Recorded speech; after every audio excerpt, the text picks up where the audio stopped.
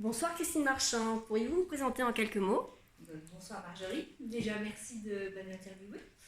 Alors, je m'appelle Christine Marchand, je suis art thérapeute à La Réunion. Mon atelier se trouve à Saint-Denis, mais je vais partout sur l'île. L'art-thérapie, c'est quoi exactement, Christine? Alors, il y a deux sortes d'art-thérapie. L'art-thérapie moderne, l'art des fous, qui a été pratiqué dans les hôpitaux psychiatriques. Et puis l'art-thérapie traditionnelle, celle que je pratique, on est plus sur le développement personnel, le bien-être, le moment présent.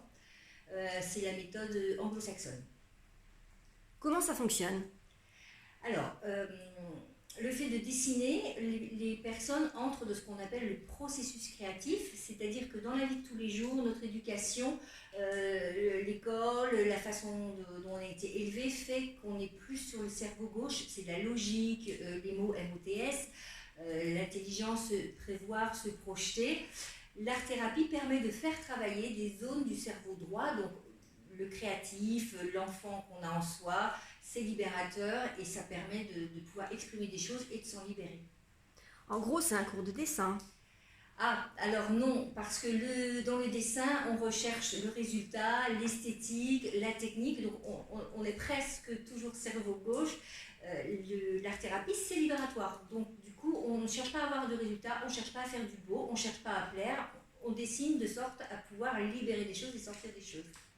Alors, pourriez nous présenter des séances, enfin nous expliquer en quelques mots en quoi consiste Alors, vos j'ai séances? beaucoup de séances, j'ai plus de 70 séances écrites, mais en plus, je les adapte en fonction des besoins.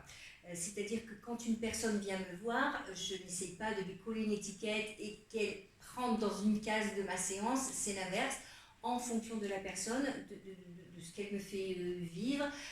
Voilà, je peux adapter mes séances et les faire évoluer vers quelque chose où elles se sentent bien, où elles se sentent à l'aise, en sécurité, pour pouvoir exprimer ce dont elle a besoin.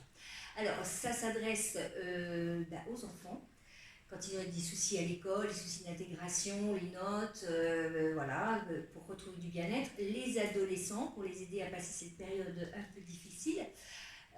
Pour les hommes et les femmes, tout public, alors ça peut être lambda, c'est simplement dans le bien-être, un peu comme un yoga, quoi.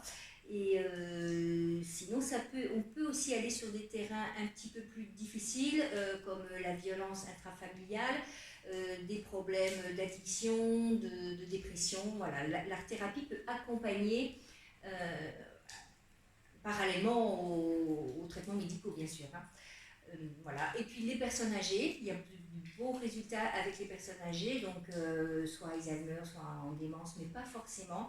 Le fait de dessiner, ça leur permet d'avoir de la dextérité manuelle, d'avoir des liens sociaux, donc avec le personnel soignant, avec la famille, et puis aussi cette capacité de pouvoir encore créer, de pouvoir faire des choses, donc retrouver du sens à sa vie. Donc, si je résume, vous accueillez donc un public de 7 à 77 ans. Oui, tout à fait, même plus. Alors, le tarif, ça c'est derrière. Alors, le tarif, il faut compter 20 € pour les séances de groupe, 45 € pour les séances individuelles et les accompagnements de couple, parce que je fais aussi la médiation pour les couples, 60 €. Donc, l'art-thérapie, c'est un phénomène de mode. Ah, c'est phénoménal, vous voulez dire. Ah, bien répondu. Alors, oui, on a l'impression que c'est un phénomène de mode parce qu'on en entend beaucoup parler. Jusqu'à présent, c'était plutôt Canada, États-Unis, Angleterre.